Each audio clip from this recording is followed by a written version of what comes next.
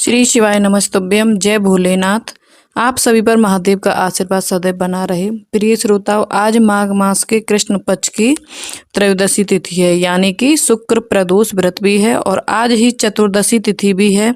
और कृष्ण पक्ष की चतुर्दशी तिथि को मासिक शिवरात्रि का व्रत भी रहता है।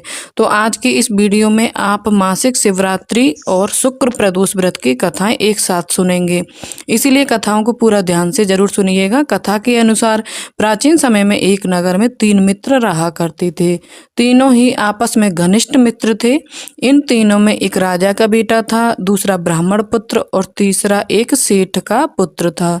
राजकुमार और ब्राह्मण के पुत्र का तो विवाह हो चुका था, लेकिन सेठ के पुत्र के विवाह के बाद गौना नहीं हुआ था। एक दिन तीनों मित्र आपस में नारियों पर चर्चा कर रहे थे।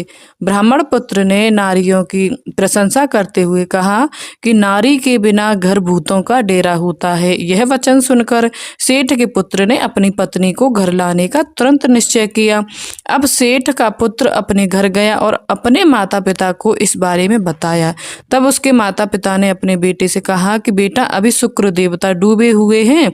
इन दिनों में बहू बेटियों को उनके घर से विदा करा कर लाना शुभ नहीं होता है, इसीलिए शुक्रोदय के बाद ही तुम अपनी पत्नी को विदा करा लाना। सेठ का पुत्र जिद पर अड़ा रहा और पत्नी को लेने ससुराल जा पहुंचा। सास ससुर ने भी उसको समझाने की बहुत कोशिश की, किंतु वह नहीं माना। अंत में विवश होकर उन्हें अपनी कन्या को विदा करना पड़ा। ससुराल से विदा होकर सेठ का पुत्र अपनी पत्नी के साथ नगर से बाहर निकला ही था कि उनकी बैलगाड़ी का पहिया टूट गया और एक बैल की टांग भी टूट गई। पत्नी को भी बहुत चोट आई। सेठ के पुत्र ने आगे चलने का प्रयास जारी रखा।